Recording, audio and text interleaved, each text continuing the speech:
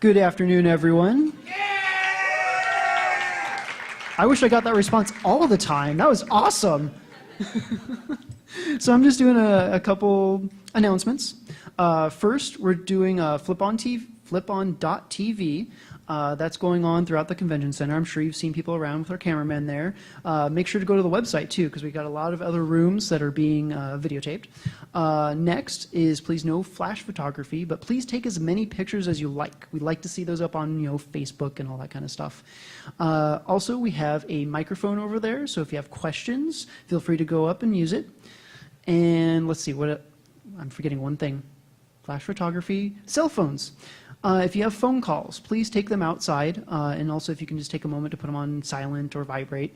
Yeah, that's all I got there for that. So we're going to get things going with Joseph Scrimshaw. He's right over here. Let's give him a big round of applause. Yes.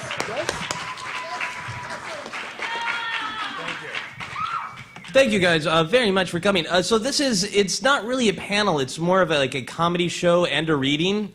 So I suspect that you will have questions, like why the hell did he say that? And you're welcome to approach the mic, but I probably won't call on you because it's more of a comedy show than a Q&A. But I am kind of tempted to just let you line up. When something just doesn't make sense to you, you can just kind of stand at the microphone and kind of protest. And just glare at me. So this panel is called Comedy of Doom, but I'm tempted to change it to Comedy of Podium. It feels very weird to be doing sort of comedy at a podium. This feels like Toastmasters, or that I can just disappear if I want to.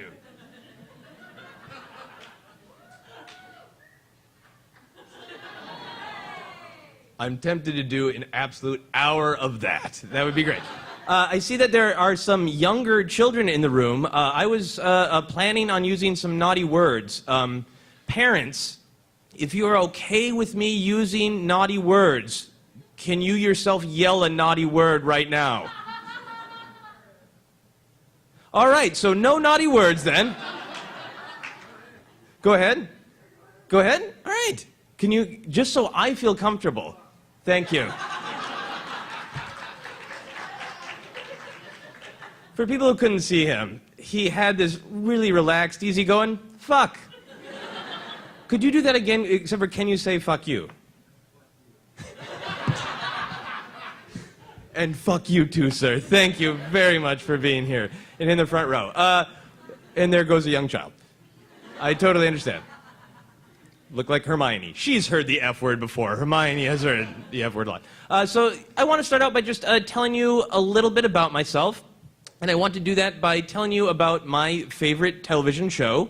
And I would like to introduce you to my favorite television show exactly the way it was introduced to me. So imagine that one day your older brother comes home and he tells you that some guy at school told him that there's a cool science fiction show that comes on at 10 p.m. every Friday and Saturday night on the Sesame Street channel.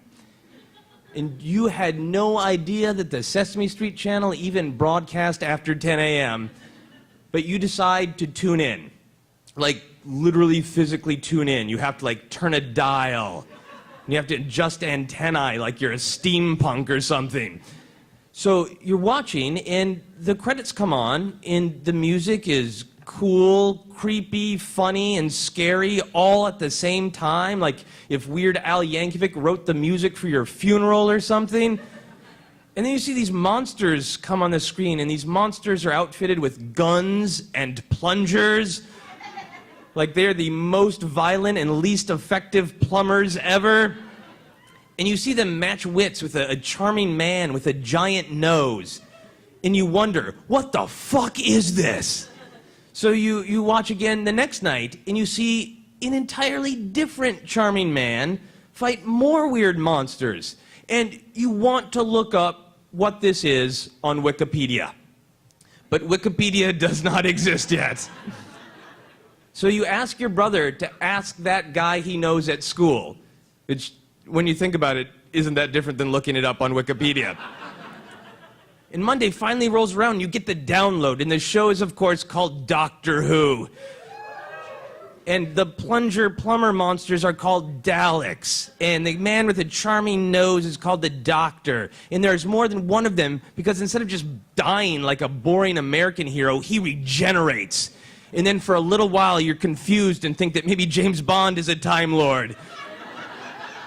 Then you're disabused of that notion, unfortunately. And the Doctor flies around in a little blue box and travels through time and space because someone in 1963 thought that was a good idea. And damn it, so do you. And your life is now changed. All the other kids at school, they like superheroes and they like Star Wars, but this is a British science fiction show on public television. It doesn't have good effects. Sometimes it is blatantly educational. Often the women's breasts are fully covered. The hero actively prevents cool military guys from blowing shit up. You will not be playing Doctor Who on the playground. As a more pessimistic version of Obi-Wan Kenobi might have said, you have taken your first step into a much smaller world. And I took that step. I leapt off the cliff like a lemming with mild astigmatism. And I went back to school and I told my friends, you guys have to go check this show out. And they did, and then they came back to me and they said, this actual quote, this is a true quote, that show is so stupid, if you keep watching it, it will give you AIDS. So obviously this was a little bit of a rough school. Not the best sex ed program, obviously. But the kids there were mostly pretty cool, and I had always been kind of a weird, artsy kid, and the kids at this school, pretty much, they either liked me or tolerated me. But then my parents decided to move to a nicer neighborhood in a better school, and against my will, I was forced to regenerate. And I turned into, for the first time, the actual, like, full-blown, traditional, nerdy loser. The bullies at this school were just incredibly hypersensitive to anyone being different. So they were already pissed off that I could even spell PBS. But my actual love of Doctor Who confounded them. We had a reading period every day, and all of the other kids would bring sports magazines, and they would look at the pictures, and they would sometimes sound out the captions. And I brought novelizations of obscure episodes of Doctor Who, and I brought them wrapped in plastic comic book bags so the corner of the book would not get bent. And this was like an insult to America to these kids, to be that weird and different. So I should have just stopped, but I didn't. I persisted with my Doctor Who love, and when Halloween rolled around, I decided to dress up as the Doctor's archenemy, the Master. Of course, in the old show, the Master was a very evil villain who's dressed in like dark robes, and he had black gloves. And I didn't have all of that. I had some like faded black jeans that were very high water. And I had like a black t-shirt with a little polo thing. And I had one sparkly white glove. And understandably, the kids at the school kept asking me, who the hell are you? And I decided that I would respond with the Master's catchphrase. So I would say to these other kids, I am the Master, and you will obey me. And it was very creepy. But I was a weird kid. And my conflict with these bullies finally culminated when we went on a field trip to the state capitol in Minnesota, a really traditional state capitol building with the grand steps. And we were standing on the steps, and one of the bullies decided to bother me with the stupidest of all bullying techniques, which is the tapping game. He would tap me on the shoulder, I would turn to look, he would look the other way, and repeat. It was as if he were preparing himself for the monotonous factory job he no doubt holds today. I'm sorry, that's unfair. Sure, he's unemployed. Or maybe he's making crystal meth. Anyway, this guy was bugging me with the tapping game, so tap. The whole year I had resisted getting into a physical fight because I wanted to be a pacifist like the Doctor. Tap. The Doctor would try to talk this out. Tap. I had tried to talk it out, but it didn't work. Tap. I admired the Doctor for his kindness and his empathy. Tap. But I also admired him for his willingness to stand up for himself. Tap. The only thing bigger than the Doctor's nose was his brass fucking Time Lord balls. So I whirled around and I punched the bully right in the nose. I aimed for the nose, but I have astigmatism, so I kind of hit him high in the forehead. and he hit me in the gut, and the teachers immediately grabbed us, and as we were being dragged away, I remember desperately trying to kick him in the balls. Didn't quite make it. And I would like to tell you that by standing up to the bully, he never bothered me again. He did bother me again, but he always did it from about 20 feet away. And sometimes if I turned around quickly, he would flinch. I had triumphed. And I had done it exactly the way the doctor would, with just enough justifiable violence to hang on to his pacifist cred. And after that, I moved to yet another school, and I regenerated back into myself. Just a artsy guy who was kind of weird. And for better or worse, I have realized that that television show has made me the man-child that I am today. That show taught me to value creativity and intelligence and odd fashion choices. And more than anything, it taught me to appreciate just defiant individuality. So over the years, I've tried to internalize my own little obscure Doctor Who novelization and keep it in my heart, lovingly wrapped in a plastic comic book bag. And if that book had an inscription, it would read, "My name is Joseph Scrimshaw. I am my master, and I will obey me. Thank you."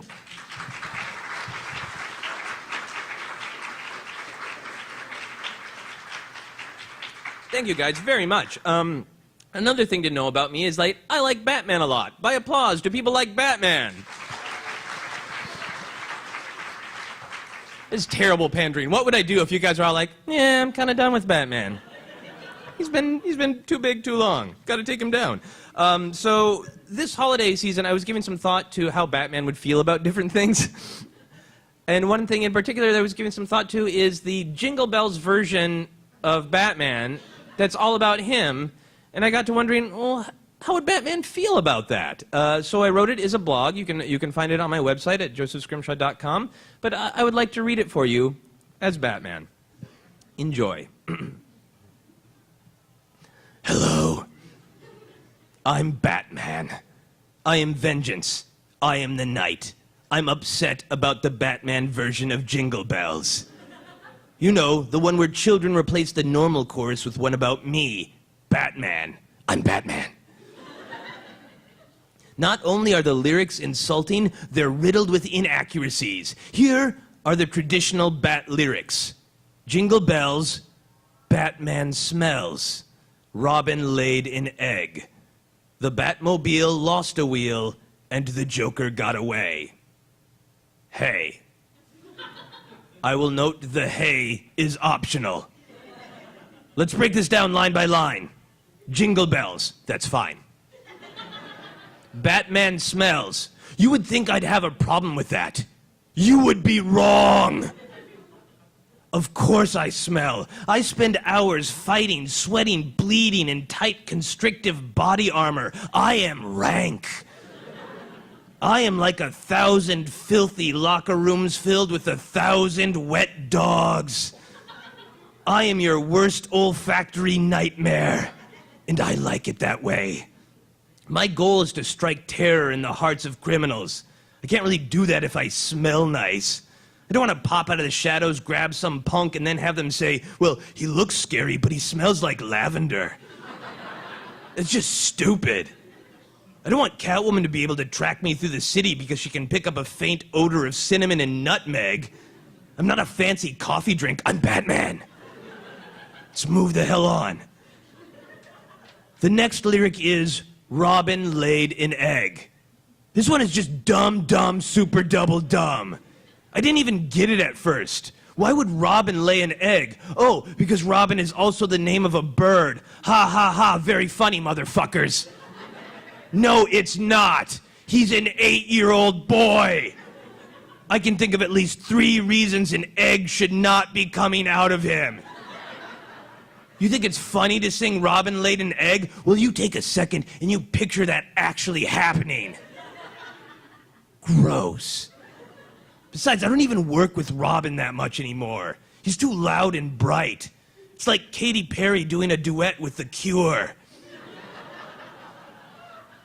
Yes, I know pop culture references. Shut up. Let's move on. The next lyric is, the Batmobile lost a wheel. Okay, this happens sometimes. It's a car I use to fight crime.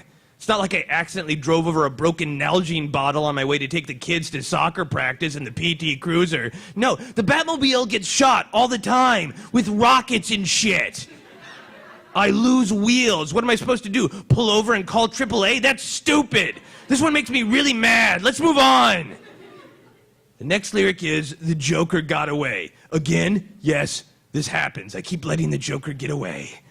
I want to take his spindly clown neck in my powerful bat hands and just,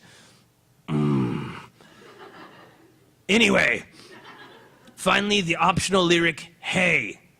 This one doesn't bother me too much, but I would prefer that it was a more aggressive crime-fighting type noise. Something like, Hoo!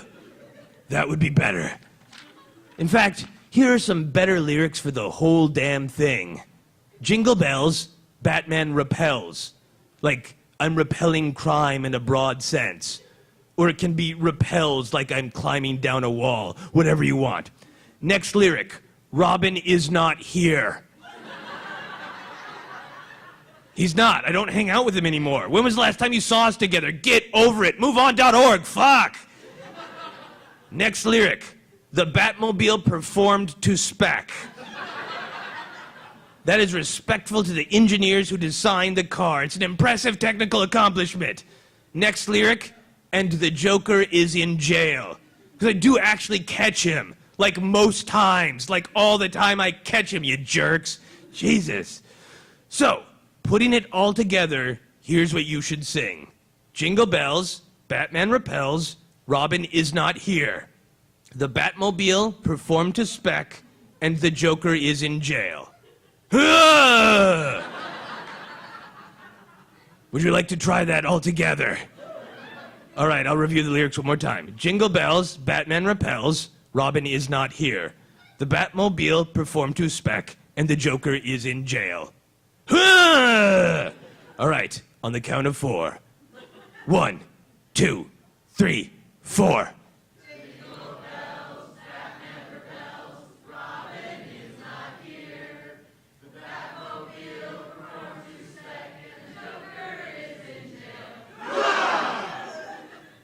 That's really frightening. And I'm Batman. And that scared the shit out of me. Very, very good. Anyway, I have a lot of ideas about songs.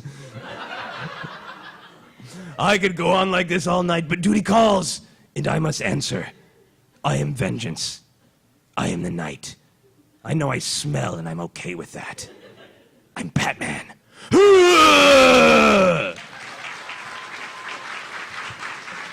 Thank you. Thank you all very much. For my next bit, I would like to welcome my good friend, the screenwriter and wonderful human being, Mr. Josh A. Kagan.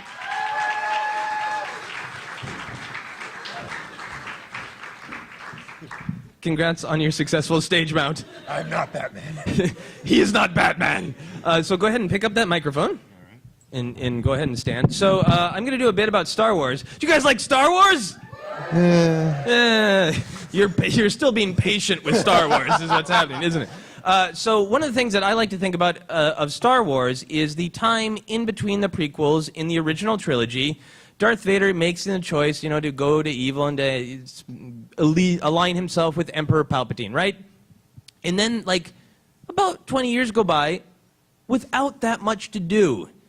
And everyone he knows and loves is dead or hiding from him. And all he has to do is hang out with Emperor Palpatine. For 20 years. So I like to imagine what the guys get up to. What they just kind of chat about.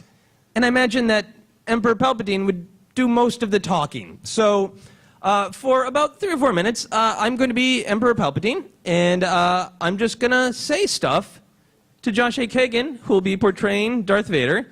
I'm giving Josh a sheet of 6 responses as Darth Vader. These are the only things he's allowed to say, besides his constant heavy breathing.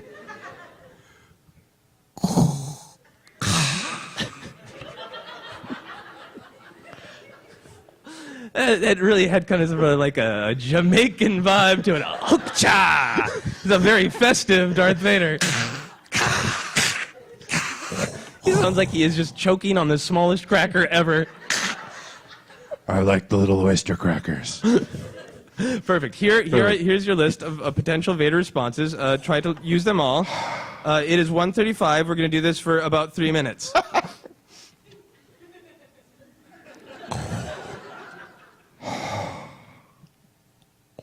Lord Vader, Yes, my master. we have defeated the Jedi. The galaxy is ours to command. Now we have nothing to do but just fucking hang. Good to know. Do you like string cheese? Indeed, the dark side is powerful. We haven't even been hanging that long, and I feel like you're not the best listener. I have no comment, my master. You're almost out of your 6 things already. It is my destiny.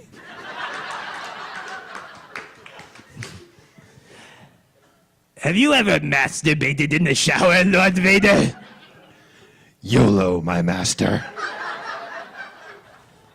I can't take a shower without masturbating. It is quite the problem. But it's cool because I don't really have to use my hands. Because Indeed. the Force. What? We're just bros hanging. We're just alone on Coruscant. It's not like we're being videotaped and broadcast into innocent, unsuspecting people's rooms while talking about masturbating in the shower. We're just hanging. Nobody's listening. Chill the fuck out, Vader. Jesus. Yes, my master. What do you want to talk about? Indeed. Oh, you want to talk about musicals? It is my destiny. What is your favorite musical, Lord Vader? No! Oh, that one's great. It has an exclamation point and everything. It's very, very exciting. It's a very good musical. It is about robots who don't want to be robots, isn't it?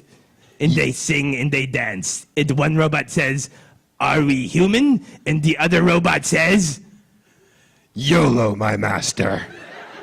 "I thought you would say no, like the title of the musical."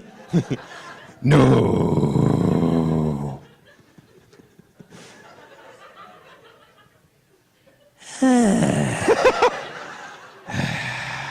I shower 7 times a day. Good to know. Then that's it.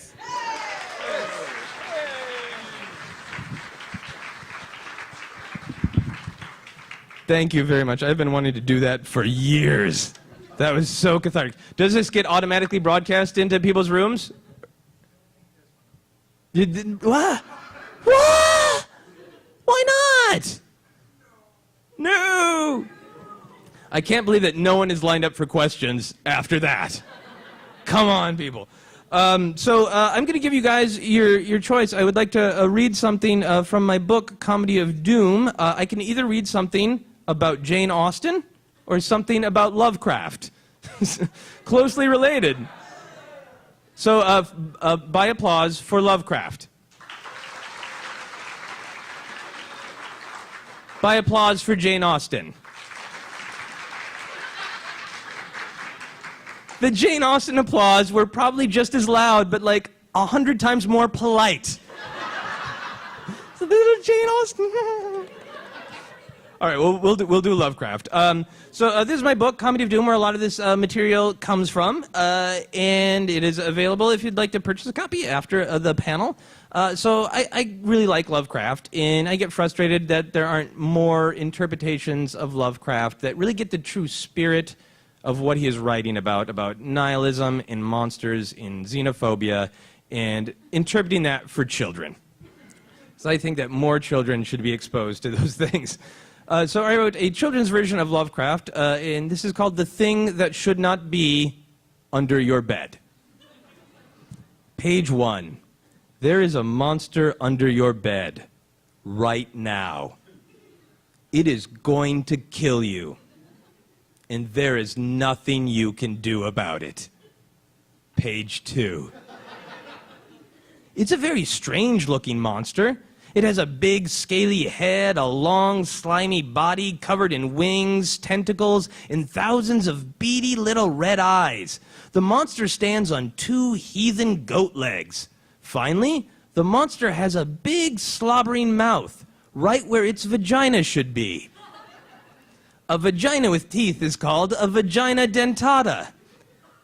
This is a term you will only learn if you go to college and get a useless liberal arts degree. And even if you do learn it, where are you going to use it? Job interviews? Cocktail parties? Tasteless comedy books? But you don't have to worry about that. You're not going to college because you are going to die. Tonight. Page 3. Let's review some of the people in your neighborhood who can't help you. First, there's Mr. Policeman. If he doesn't immediately lose his mind just by looking at the monster, he might manage to fire off a couple of rounds from his tiny little gun. This is like casting a vote for a third-party candidate. It is a nice gesture, but it's not really going to help anyone. Then there's Mr. Priest. He's totally useless. Now, Mr. Librarian, he is your best chance. He has access to thousands and thousands of books filled with ideas and stories. Books are like chocolate you can eat with your mind. Unfortunately, some books aren't very good for you. For example, there's a book called Ancient Sociocultural Iconography and Demonological Incantations for Dummies, also known as the Necronomicon. For some reason, Mr. Librarian is willing to check that book out to any Yahoo with a library card and a photo ID. Which brings us back to your daddy. Page 5. Your daddy is actually the reason the monster is under your bed in the first place. You see, your daddy is a cultist. Your daddy used to think that people who dress up in weird robes, perform ancient rituals, and worship dead gods were bad people. Then he realized that was a pretty accurate description of most religions. So he reasoned, what the hell? And before he knew it, he was out in the woods, buck naked, chanting in the obscene tongues of long-forgotten languages and sacrificing innocent little bunny rabbits. One after another. Yep, your daddy just couldn't kill enough cute bunnies. It was like Easter. An endless bloody Easter of death. Page 6. The end. I know, right? It seems sudden, but really, what more is left to be said? There's a monster under your bed and it's going to kill you. We've known all the important information since page 1, haven't we? And yet you would like a moral to give a sense of conclusion to the story, wouldn't you? That's why we tell stories, isn't it? We flail and grasp at our lives and try to wrestle them down into something reasonable with a beginning, middle, and end, when in reality, we have no control over most parts of our lives. Certainly not the beginning, sometimes the end, but mostly we just get to fumble about with the middle. Fumble, fumble, fumble, go the humans. And if, in our fumbling, we happen to discover that narrative structure is nothing more than a fancy paint job designed to cover up the poor workmanship in the universe construction, so what?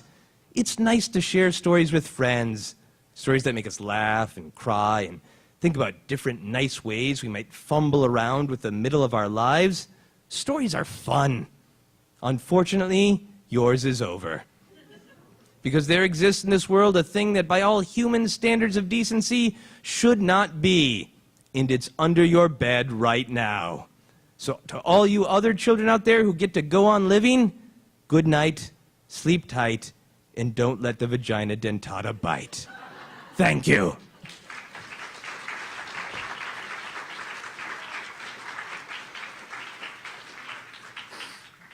I haven't read that in about 2 years. I forgot how dark it was. I kind of creeped myself out. So I would like to end the panel show on a little bit more of an upbeat note by playing a game. And I have several friends who are going to play it with me, but I'm also going to invite some audience volunteers to play the game. And the game is a sport that I invented that's also in my book. And this sport is called competitive hugging.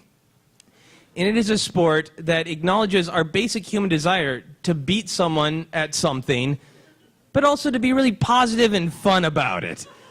So all you need to play competitive hugging, if you want to do it at home, is friends, which we have. You need someone to be your hugging assistant. For me, that will be Molly Lewis. Molly, please join me on the stage.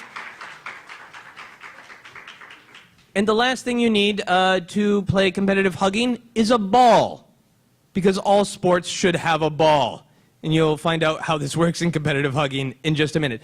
So Mr. Josh A. Kagan is going to play competitive hugging, so if you can just line up there against there. And also playing competitive hugging with me is Angela and Aubrey Weber of the Double Clicks.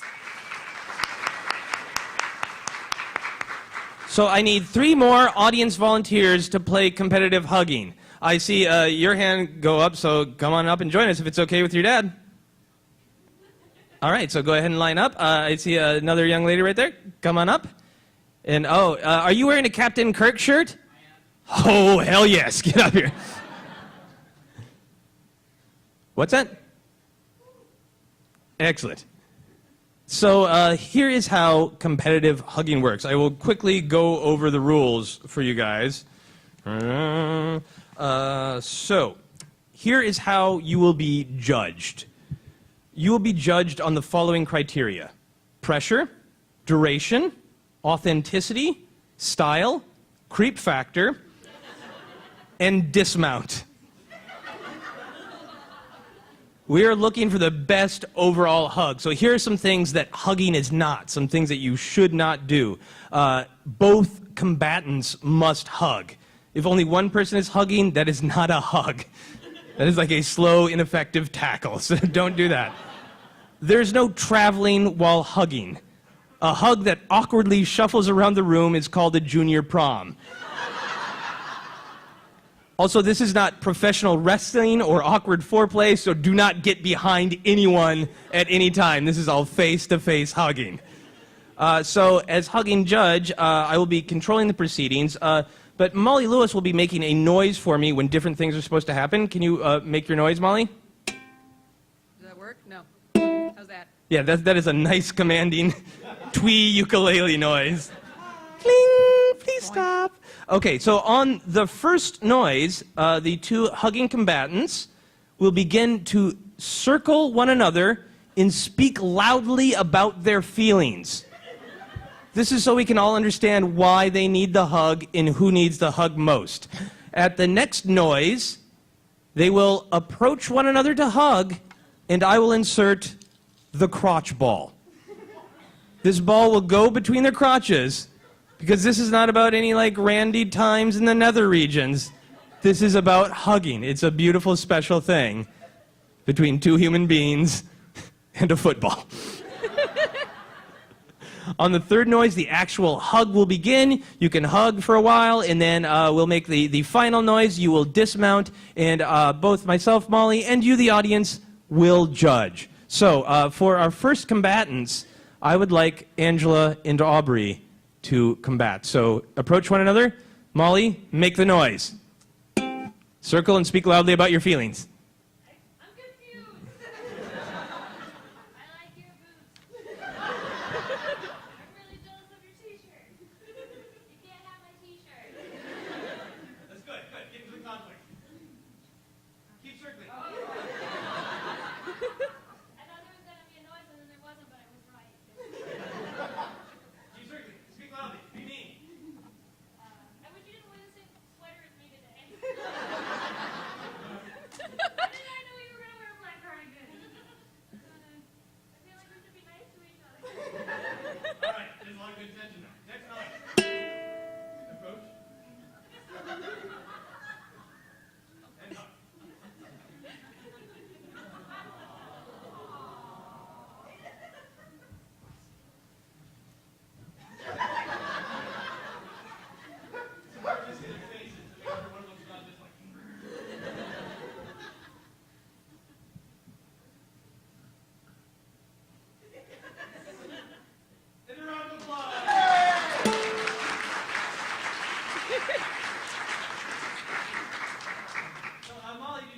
initial thoughts on the hug? Well, the creep factor was very low, which was good, but that's probably because they're sisters. Yeah.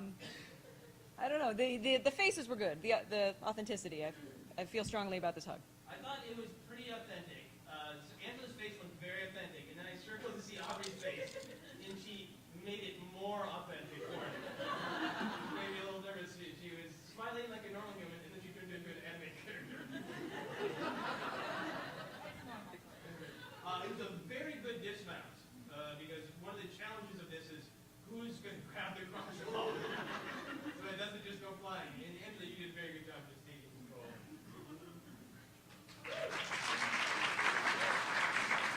Unfortunately, it is competitive hugging, so one of you is going to lose this hug. So, audience, I would like you to applaud for who you think won that hug. For Aubrey.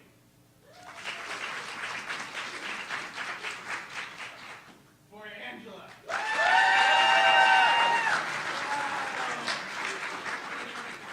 Aubrey, could you go stand facing the wall? In a sad, non-hugging space.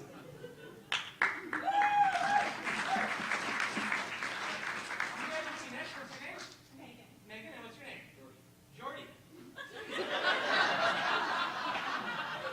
Really bad cognitive dissonance now. Really terrible. Okay. Jordy and Megan, you said? Yeah. Approach the circle, the arena.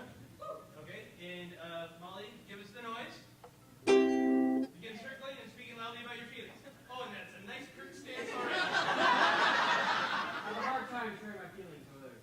There's a children here, so I really want to say fuck. Keep circling. I Faster, do. faster. I say that word. You seem more polite than I am. You're the trick or treat. I feel awkward. I too feel awkward. I have great social anxiety for us. Just fighting about who's more awkward. That's good. Keep going. Keep going.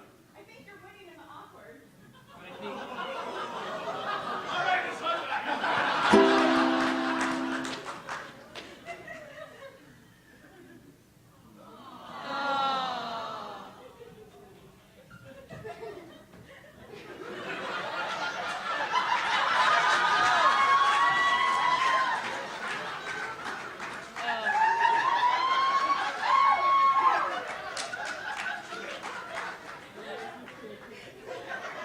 And dismount. That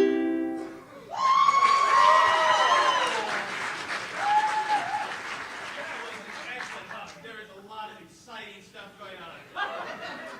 You had this real, like, pleasurable look on your face. There's a little duck face, a little pursed lips. I worked some stuff out.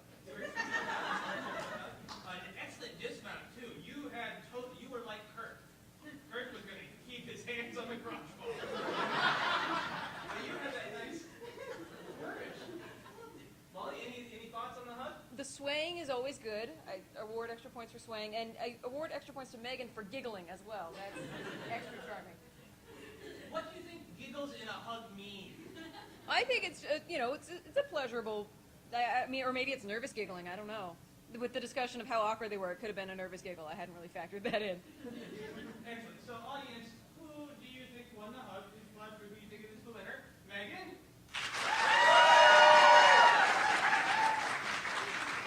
Or Jordy LeCurch? Very, very close. We'll do it one more time. Very, very close. Kurt. Megan. Megan just barely beat you, so please face the wall. Okay, Josh Kagan. And what's your name? James. James, you didn't know what you were volunteering for. Do you still want to volunteer? Do you want to make your dad do it?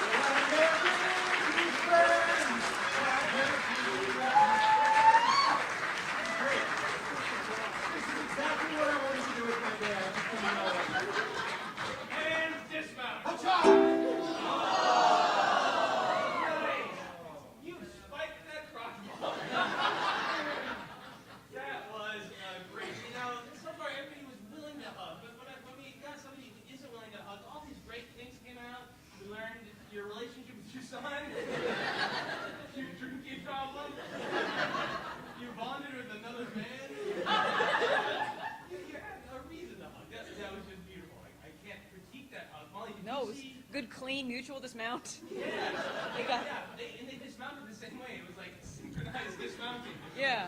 It was a thing of beauty. But unfortunately, one of you has to lose. So, audience, I never even asked your name. Joe? All right, so by applause, do you think Josh won?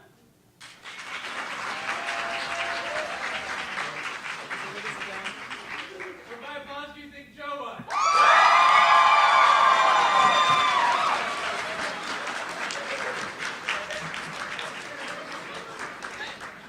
Excellent. So to have our final hug, we're going to go ahead and be crazy and do it three-way so we can get our picture. So if all three of you could enter the arena Let's try that again. and begin circling in feelings. I'm not as freaked out as before.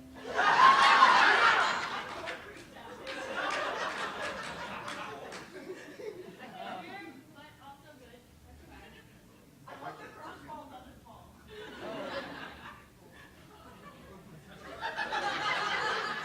guys look like a sad little ninja parade. All right, that's good. I think we know the stakes here. So, hug. Initiate hug.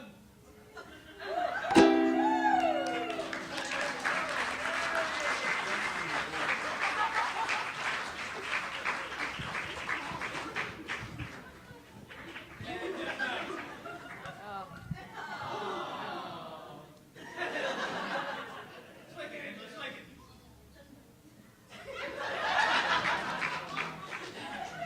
You must like show us how to spike a football. We're nerds. We don't know.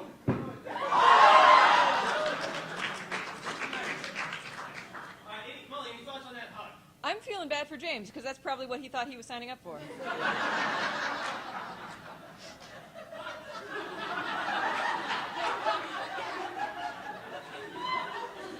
try to do this panel next year.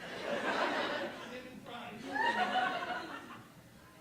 Okay, so I don't. You guys were your hearts were all in it. You tried. There was some disagreement about who should grab the crotch ball. That's gonna happen. You were lost in the magic of the hug. So I'm just gonna have the audience vote for Megan winning.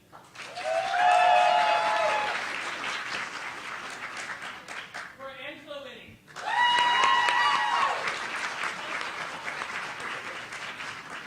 For the reluctant volunteer who took us on an emotional journey of his life, Joe. So,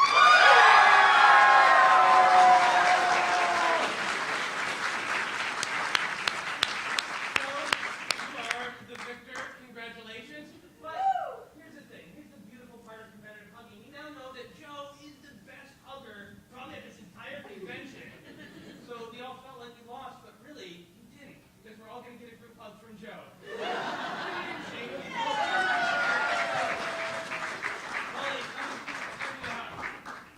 Okay, so no crotch ball or anything, just freestyle.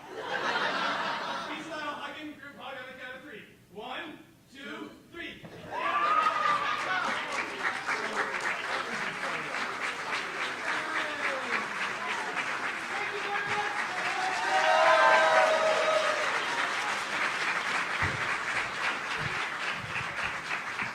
A sincere thank you to Joe and James for playing along. You guys were great audience volunteers. Thank you very much for some wonderful memories in a photo I might post on the internet if that's okay. Thank you guys very much for coming. My name is Joseph Scrimshaw. If you want to follow along with all of this stuff I do, I have some little cards out here with my website on them, and also I have a CD for sale and a book for sale if you want to grab one of those. Other than that, have a great convention. Thank you very much. Goodbye.